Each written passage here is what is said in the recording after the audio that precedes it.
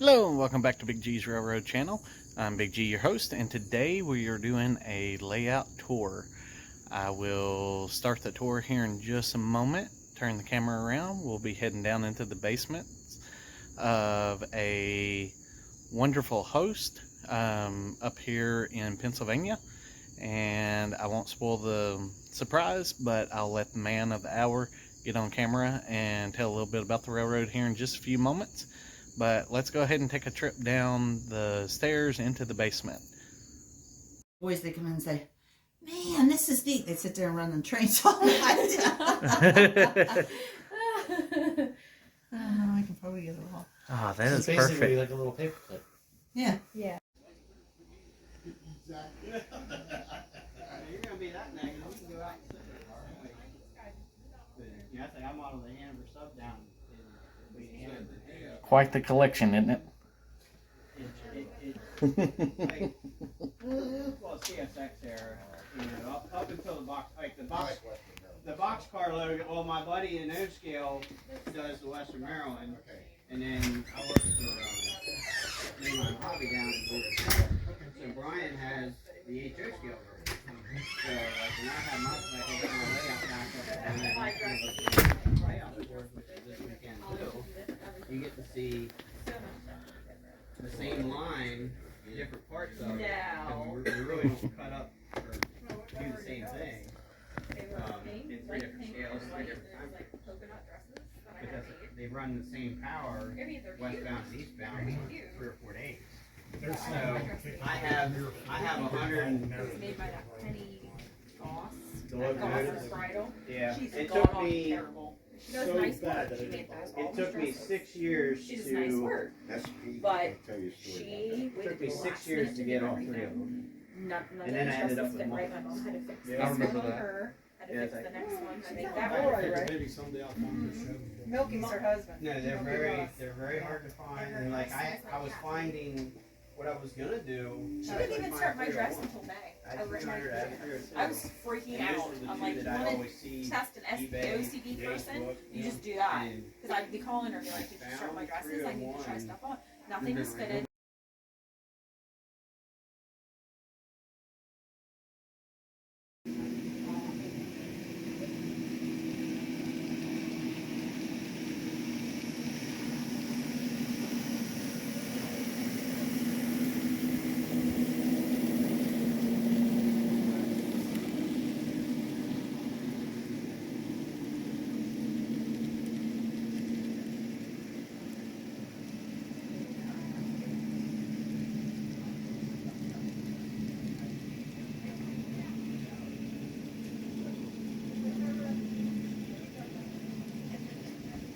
Yeah, you too. Thanks for coming. Have a safe trip back.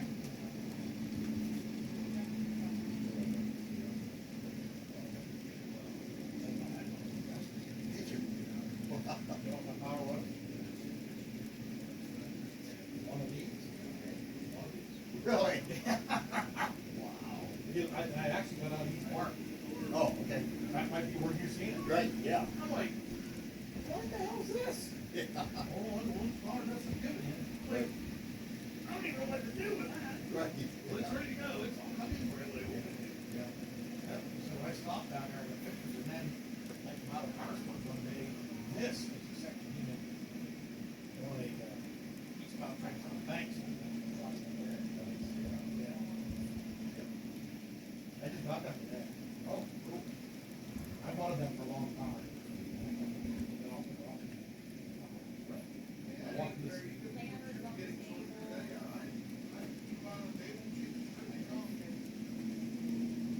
Them saying they're going here. And then look at that, look at them PLE switches I got from Charlie Hopkins. Look at them, they be cool. Yeah, those are rad. Yeah. He's like I was saying, I used to be an HO. But that, Oh, there they are. back in the days of Terry Bond, and I super utility one of the Terry Bond used to have, they went through about 100 road bits. Oh, Yeah. I can't imagine doing it in Mexico. They just got to keep an eye on them. Oh, okay. There's two 100-car trains on one of the tracks. 2 on one line. 2 on one track, yes. You getting brave or what? Oh yeah, I'm not scared. Yeah, right. Rule number 1, don't be scared. Rule number 2, line, and double line. That's right. Rule number 3, give me the throttle. That's the rail fans motto, or the railroad motto. Yeah. Yep. Don't be scared. If it fails, line. That's right. It's okay when That's all I have to do. Yeah, exactly. That's exactly. And that big scrape in the side, I didn't notice it. Right, yeah. We never left up there before, Gary. You go with Roy? Yeah, I think we went out to eat with Roy or something. No.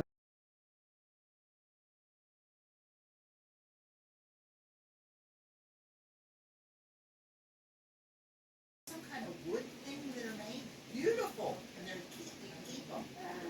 My boss, her son, Just got married. So you taking that? A couple weeks ago.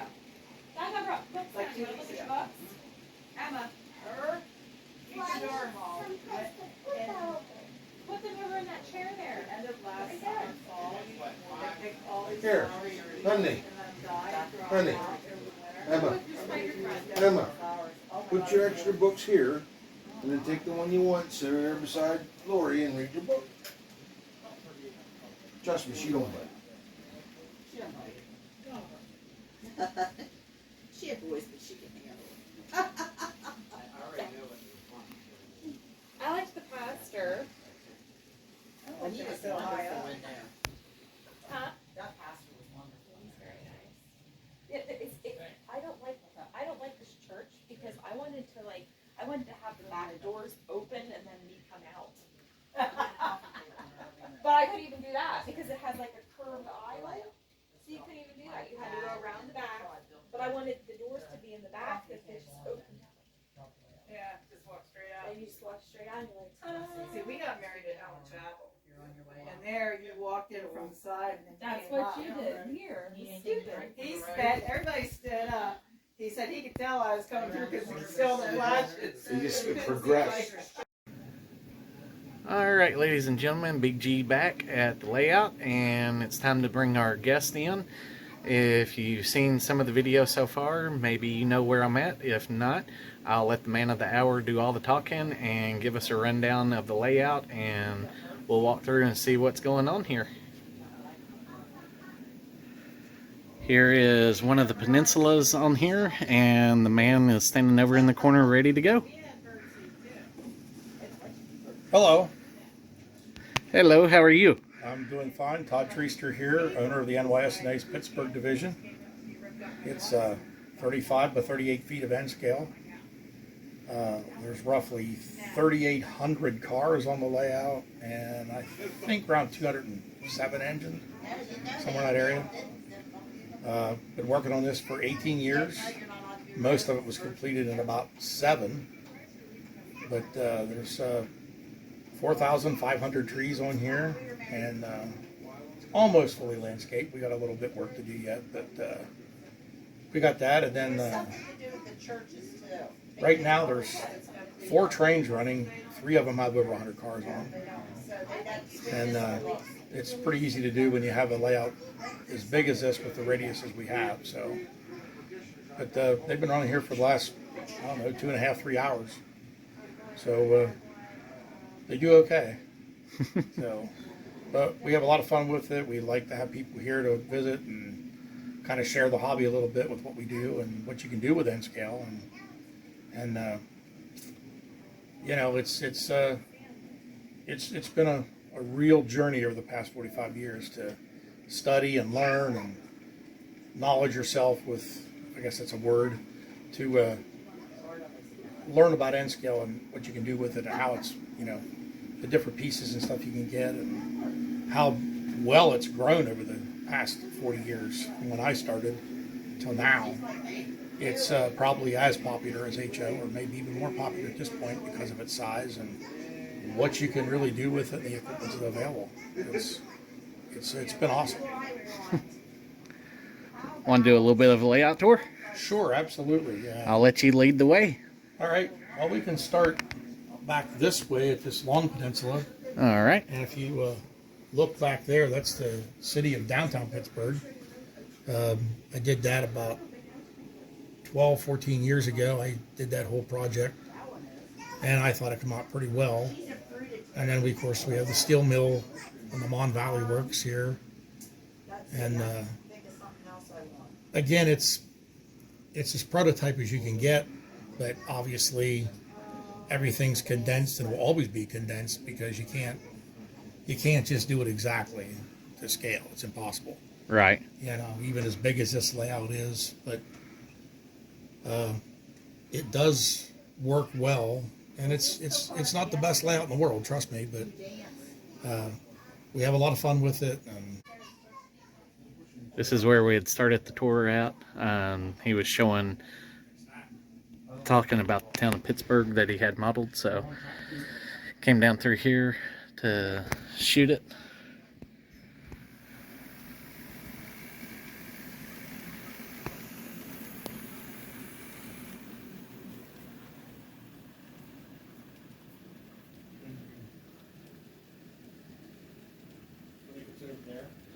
Now where this train comes out at is actually going through a restroom that's down in the basement too, for when he's running open houses or running the layout for friends.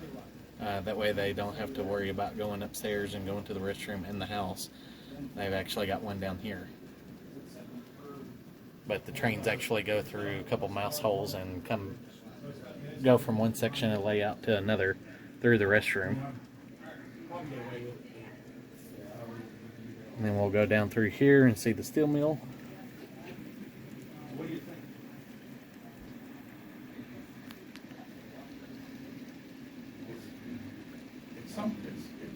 I got a couple of codes.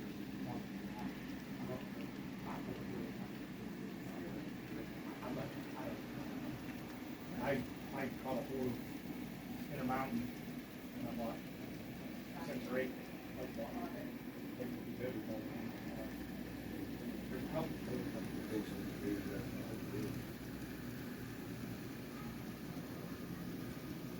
Absolutely gorgeous layout.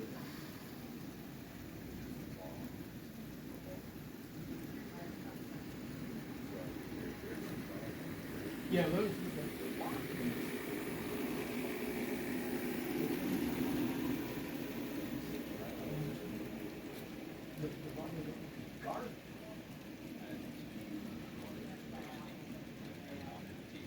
Having them on people did them on them. That wasn't good, right? They wouldn't run. My M1 I had 10 back Yeah. shorted out. And the centipedes, I got 2 centipedes in my wall. But if you're running decent seed to program, I guess it'll work. I think what I had in mind is I jumped a couple switches. Just shortened the speaker. I mean, it's still running, but I have sound like that. I don't know. This thing's so big.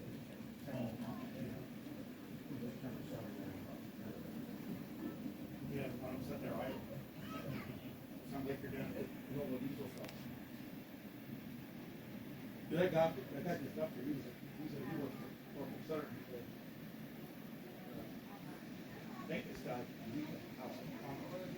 it looks like he Oh, really? Hard to imagine a DCC layout running this smooth. But he pulls it off, and like I said, no derailment. This train here, the head of it is over on this side. It's coming here now. So there is the tail end and the head end. And they just shut it off for a minute. When you move around here, this long area here at the peninsula, here's the backside. We kind of go into a small truck terminal here. It's not big enough to handle anything we've got, but it works well. And then beyond there's Lewistown, downtown Lewistown, the backdrop. And then the farm area here and the highway bridge and stuff. This is depicting what we call the aqueduct straight line on the Conrail main line on the middle division, and the farm and stuff like that here, and the road and the highway and stuff is pretty close to what's there. Again, it's not prototypically sized, but you got to do a little bit of condensing to get it to what you want. And then we got the Sherman's Creek Bridge with Sherman's Creek here. That's depicting the bridge at Duncannon. And this is where the main lines turn in from 2 tracks to 3 tracks to get their way down to Enola and across the Rockville Bridge into Harrisburg. So the train that's going by now is actually on number 2 main eastbound. There's a train setting on 1, and there's another train probably going to come up the siding here before long. And that's where to get around the trains parked there waiting to get into Enola.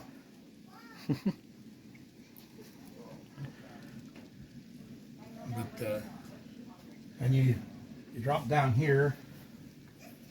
One of my favorite places to eat is the drive-in near Harrisburg. It's called the Red Rabbit.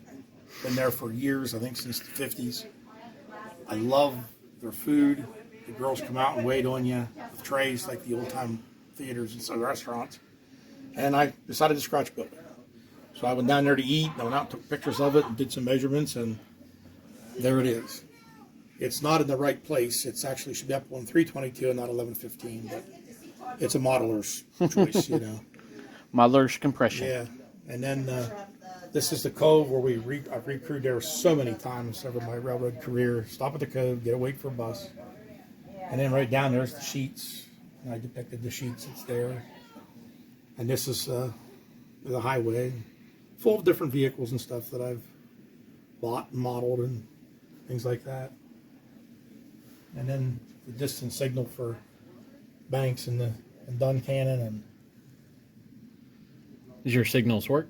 these signals don't, they're just dummies, but the ones over at Duncannon do. Oh, okay. They actually do. I built them. They do.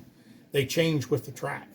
When Oh, you okay. throw the switches for the siding, they'll go to a medium clear, and the distance signal goes to an approach medium. So they do Nice. work. But they stay up. They don't go down like the real thing. But Oh, okay. we're working on that someday. We'll get there. We'll get there. And of course, around the peninsula here, you work your way around. And these are 30-inch minimum radius, by the way. That's about as big as you need to go in N scale to make everything work the way you want it. I have yet to see anything derail. Knock on wood. Not yet. We Knock haven't on had wood. problems so far. This is a Banks interlocking. This is where a lot of action happens to come in out of an old yard, even in the prototype. This is the west end of Enola, and it I think it's 36 tracks here at this end, and from end to end, from here to the other end is 58 feet. And it's 36 tracks wide at the west end, 40 tracks wide at the east end. It has a capacity of 3,250 50-foot boxcars. Goodness. There's somewhere around 3,000 cars in it right now, sitting there. And it's probably the biggest N-scale train yard anywhere in the world, I'm sure. With that kind of capacity and the size. And it works. Everything works. Everything, I can run anything out there you want to run. So It is definitely impressive seeing this collection just on the tracks. Not to include everything in your display cases. yeah, that's what's on the walls, yeah. Which he's got them above and below all the layout. And it's case after case. Just about anything any N-scaler could dream up is in here. The cases you're looking at now, 80% of the cars in these 3 cases under the yard, under here, was on the layout. Goodness. There was 3 trains on the main line I couldn't yard. There were 300 car trains. So I took 400 cars off the layout, and it don't look like I took anything off. But I can yard everything.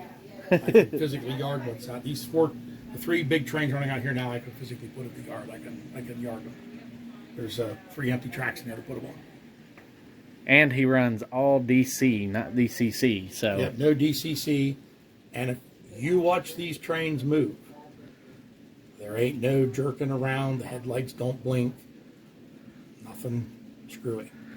Most DCC videos I see, the trains and engines kind of little jerk a little bit. Mm-hmm. You won't see any of these do that here. You know, and it's clean track and good maintenance and stuff too, and obviously keeping the engines clean. But I don't have that issue to worry about. Right. Because I'm running trains in circles. They work. So, and I'm kind of old school. I like to keep things kind of old school because I'm the one that has to maintain it. I'm the one that has to understand it. And when you're not the smartest guy on the planet, you know, believe me. Now, you said a little while ago how much foot wire? There's 12,000 feet of wire under here. Again, when you're doing analog, it takes a lot of wire. And I string them wire myself. There's 375 feet of main line. There's physically 700 pieces of Atlas flex track on here. 700 pieces. Most modelers won't even see that in multiple layouts over their lifetime. That's 7 boxes. That's 700. That's 700 pieces of flex. And I laid every single stitch of it myself. All of it. Probably had the blisters to show it. Oh yeah. Lots of blisters and cut fingers and things like that. My wife could always tell when I'm laying track because I got all these little pricks on my finger from the rail joiners. You know? Every modeler's nightmare, the rail joiner. Yeah, that's for sure. But we have a controlled room, controlled temperature. It's basically a clean room. There's heat, air conditioning coming in, but there's no return vents going out. Okay. So that kind of keeps the dust down a little bit. Nice. It works. And what you're standing in now, how you feel the temperature, it's like that when it's 20 degrees outside and it's in January, it's this temperature here. Goodness. When it's 90 degrees outside in midsummer, it's this temperature in here. I know where you probably hide out in summer. Oh, well, the upstairs is good. The upstairs temperature control actually controls the basement. Oh, okay. So whatever is upstairs, it's downstairs. And it works very well. Very little dampness, very little moisture. I don't have any of that problem down here at all. Nice. So far. So, but, you know, it's been a lifelong dream to push my way forward to get to where I'm at now, you know. Now you have a second yard. There is a second yard. How many cars do you have stored in it? 375 cars in it. Okay. I took video of it a little while ago, so. Yeah, that's my Rutherford part of it. Okay. That was actually supposed to be Hershey Park and Hershey Chocolate Factory. Oh, okay. And what happened was I needed wall space for showcases. So I just generic roomed that, showcased it because I could reach it, because I needed more. And this layout's big enough for one person to handle, let alone trying to do more and scratch build things in their area. You know, so I decided, let's just do this. So, and it worked out pretty good. Probably a good move. Yeah. And again, there's, you know, I need display stuff. You know, that's why there's no hidden staging yards on there. There's no hidden track. Nice. Everything's basically out in the open, so you can see everything. I don't have to hide something. I can show it to you out in the open. And, you know, it's what kind of sets this layout away from most other layouts. Right. You know, it's single level. I don't care for double level layouts, but I know some guys have to do it because of space. I understand. But I built this house and stretched it out big enough that, you know, we could do it this way, and it works. Right now, where we're standing in the middle here, again, there's 3 100-car trains running. And they're nowhere in sight. Nowhere even in sight. As I scan the room, or Nowhere the part that we're in. Nowhere around. And this one that's parked right here is not one of the ones running. Nope. I think that one has 90 cars on it, I believe. And it's not the only one parked out here, is it? No, there's a double stack train that's 8,500 scale feet long, sitting over at the Pittsburgh. And that's on a siding. The guys were here last night. Said, "You have a siding big enough to hold that?" Yep, we'll park it right there, right now. It's about as prototypical as you definitely can get. Yeah, Yeah, it's what we've done. So, but you know, like I said, we like to share the hobby and share what we've done. And you know, this is the east end of the yard with the engine terminal. 40 tracks wide, 54 inches wide, and there's no legs touching the floor here. I noticed that. No legs. It's all cantilevered to the wall. And I'm not afraid to say, but our dryer vents right here in this area get clogged. Move this out, put boards up on here. I'm 315 pounds. And I crawled up on here and it didn't even creak or crack. Goodness. So it's solid. Sturdy. It's sturdy. It's not going anywhere. So, and then the engine terminal here, it's kind of being overrun right now by foreign power and everything else. But there's 100 engines in there or so. There's, if you look at the yard, there's engines attached to 75, 80, 90, and 100 car trains. Ready to pull out just Ready to pull out. a moment's notice. I can run 42 trains by you, and you will not see the same engines or cars twice. Goodness gracious. Yes. You could go rail fence somewhere to lay out, sit there and watch trains, and I can continue to run 42 trains by it, and you won't see the same engines or cars. There's not very many people can do that. But, you know. Well, a little while ago, you were telling me about the first generation Cados. Yes. You want to run through your engine list real quick so that you can get some of these people watching the video really jealous? The first generation Cados were basically the RS3s, RS11s that they did for Atlas. Then they did the GP30s and 35s. When they did the 30s and 35s, they really stepped up their game. They became so much better, so much smoother, and they're super strong pullers. They're very reliable. Of the GP35s and 30s, I have them all. I'm not missing any of the first generation, what I call first generation Cado Atlas. Mm-hmm. The RS3s, RS1s they did, I have most of them. I don't have them all. I have a good, probably 60% of them. Then Cado did the GP38s on their own. They were okay. They weren't the best, but they were okay. I have all those. And then they did a second run and they changed the mechanism. So the first mechanism and the second mechanism are different. So you can't interchange parts. Oh. Why they did it, I don't know. Again, I have them all. So, and then they did the SD40s and the SD45s. I have them all. All the road names that they did, UPs, I have them all. And the U30Cs, they did, I have those. The U30Cs were really one of the first mechanisms they did that were really good pullers, but they had open pilots with repeater couplers.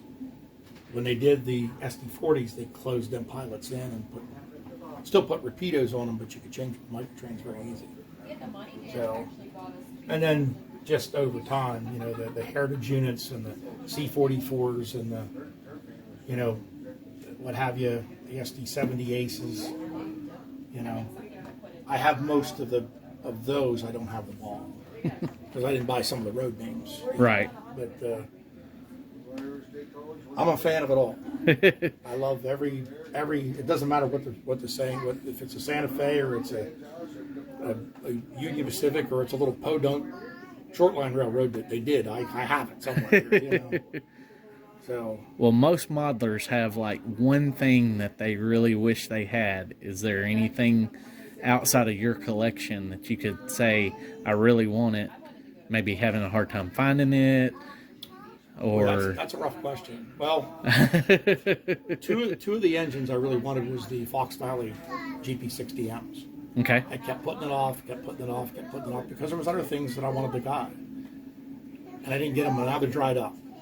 Well, I've been looking for them. Well, today I found them. Nice. So they're setting on the layout today. I put them out tonight for... That's Santa Fe's right there? Santa Fe's, that's them. That's the ones I got today. How long did it take you to acquire? Well, as long as they were out, like 4 or 5 years they've been out, I guess, or 6. So, and they're beautiful engines. I mean, absolutely gorgeous. I haven't run them yet, I bet you're itching to. Yeah, we'll get them out in something. I know they're going to be in the layout. And the thing about it is, I've actually had the B unit of one of my consoles. I had one of those. I don't know what number it was, but I had one of those. My consist was a C40-8W Conrail, and one of those. That's what I had to run. So nice. It was, but I like it all. If you come over here to this wall, this is every single Atlas car made from 1968 to 1995. Oh my gosh. Every one, and they're all in numerical order how they were produced. The numbers they were made. There are some one-of-a-kinds here. There are some oddball things here. Some unusual things. But as far as I know, I have them all. When Atlas started to produce multiple numbers of some of these cars, like they did, some of them have 5, 6, 8, 10 road names, road numbers on them. I only buy one of the new ones, and the other ones I just leave go, because you just can't display it. It's impossible. But this is it. This is them together. This is some of the first generation stuff that was made, the unusual, the big tank cars, the box cars. The weird thing about Atlas back in the day when they made all this stuff, they made 4 road names. That's all they made. They made these unusual cars, but only put 4 road names on. So they're not hard to get 4 road names, but now they're just hard to find. And believe it or not, like some of these tank cars, like the GATX one's a prototype, these will go for a couple $100 in mint condition. I've seen them go that far. I have 2. I have one for the case and one for the lap because it's prototype. Nice. So, but like the billboard reefers, I love them. The beer cars and things like that. They display well. They look nice. Right. They're colorful. They're enjoyable to look at. So I buy them all. You know? So, but again, like some of the cool hoppers and stuff, they made multiple numbers. I just gave up on it because it's just impossible to keep up. Engine wise, the Atlas engines. Now, when you say first generation, A1G, Atlas first generation, this is all of the Atlas first generation diesels. I'm not missing any. I have every road name they've ever made that I know of that exists, unless it's an unusual, that there's maybe a flaw or something. You can't, But this is all of them, and then the first generation Kato RS3s, E25Bs, and what have you. This is all the passenger cars they made, some of the special runs and stuff that they've done over the years, all the first generation steam engines, what have you. So some of them were made by Roco, some were made by Mahana.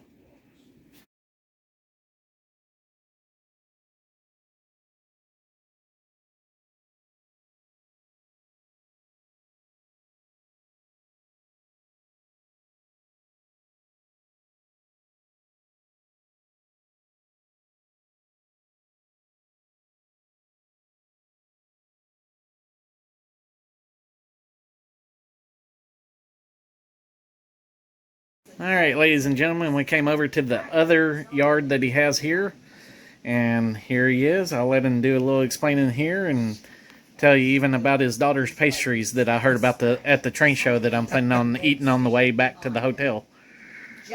Well, this was supposed to be another part of the layout, and it became obvious that I have too many cars and engines to display.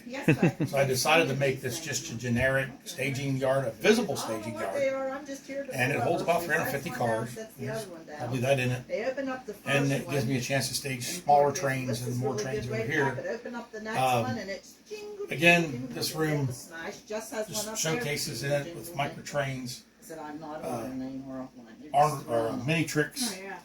This is all the mini tricks cars that I know that they've ever made. The AHM cars made by Roco that they've ever made. On Rapido, there's about 85% of on Rapido stuff. There's still a few things I'm missing in that. May never even get them because they're so rare and hard to find. And then like Christmas collector cars and stuff like that. And then foreign trains, Japanese and what have you. I got 5, 6 cases of those. So several thousand cars in that too. So But The metal frame was even crushed. it's been enjoyable being able to share with everybody. And I don't know if there's an end to it. I'm not sure yet.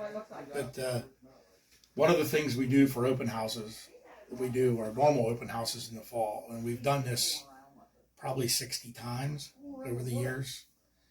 And we don't ask for nothing.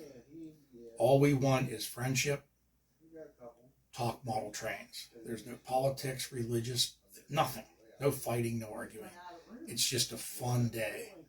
And we've always made, my mother used to make the best meatballs in the world. She was phenomenal. She taught us how to make them. Now we make them because my mom's gone. But we always have meatballs, hot dogs, and sauerkraut, potato chips. My daughter makes cakes. And one of the things my daughter makes is these, some people call them gobs, we call them whoopie pies. Because believe me, when you eat a whoopie pie that she makes, you're absolutely in heaven. They're the best things you'll ever eat in your life. They're unbelievable. Now, at the train show, you told me that she got a wedding proposal from somebody that was here. She actually did. One of the guys was here said, "Are you married?" And she said, "Yeah." She said, "Oh, it's too bad because I was going to offer to marry you." Make it's food like this. And she's very talented. She's very good. She's our only daughter. And we certainly enjoy entertaining people. And some open houses, we'll get 200-300 people, during the course of the day. And we'll run trains from 10 in the morning till sometimes after midnight that night. And like I said, we just want to share it, have fun with it. And we've had people here from 46 states and 18 countries. Goodness. Visited the NYSNA. Wow. Over the course of the 18 years we've been here. Well, when I signed, I think I was 3,500 and something. Yeah, 3,500 signatures in the book. Some people sign, some people don't. Some people will sign their whole family's name in it. We've estimated between 7,500 and 8,000 people has been here since we moved in here in 2004. Goodness. Yeah. So it's like I said, we like to share it. People come from all over the place. So maybe someday we'll host a convention again. That'd be a really cool thing because I've upgraded so much, added so much, did so much since the 2011 convention. It'd be kind of awesome to have these people here again. And this is the history of Ensco. It's Definitely the history. It's the beginning till the present, And it's been a lot of work, a lot of research, a lot of studying, so to speak, to get to where you need to do, to find out the cars you need, to find out, the variations and things like that. And it's all in what you're willing to pay for, I'm a firm believer if you're patient, one will come for the right price, So you just have to be patient. And my motto is do it one car at a time. Can't do it overnight. One car at a time. Yeah, there's no way this collection could ever be done in a week, a year, or even a decade, probably. I don't think this collection can be duplicated. No. To be honest with you. Because like a lot of the stuff, like the Lone Star production stuff, the mini trick stuff, the armored torpedo thing, some of the oddballs and the old stuff, you're not going to find it. It's impossible to find unless somebody passes on or somebody finds it. And I think so much stuff gets pushed aside or even thrown away. Mm-hmm. People get frustrated with it and just ditch it because they don't know what it is. And you don't know, somebody's house burned or somebody got in a flood or something that could be lost there too, like anything else, which makes every piece you have even more rare and more valuable.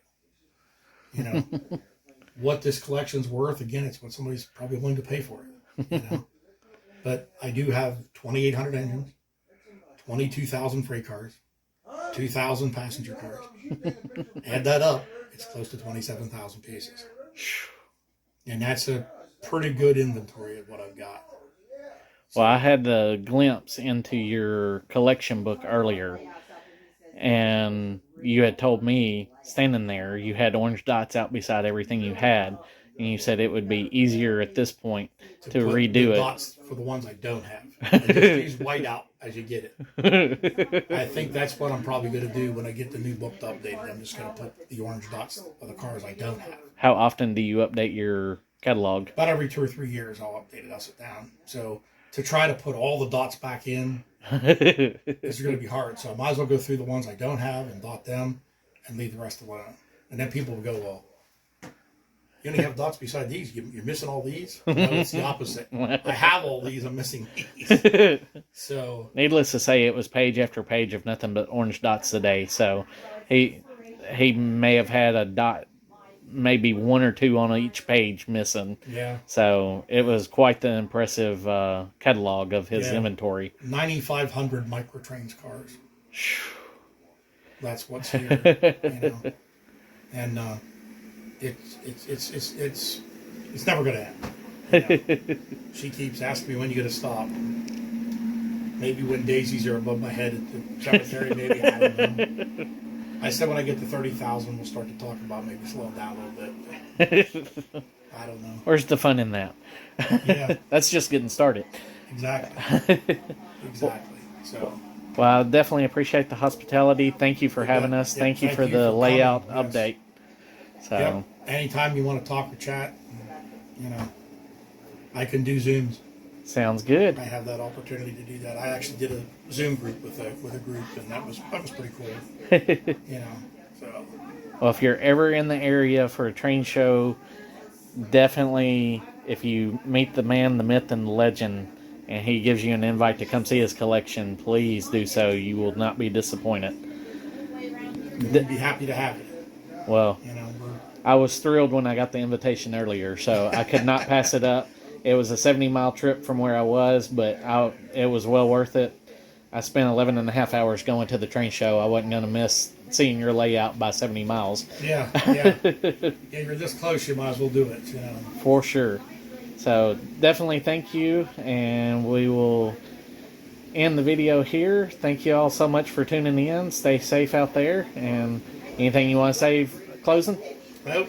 Take care. One car at a time.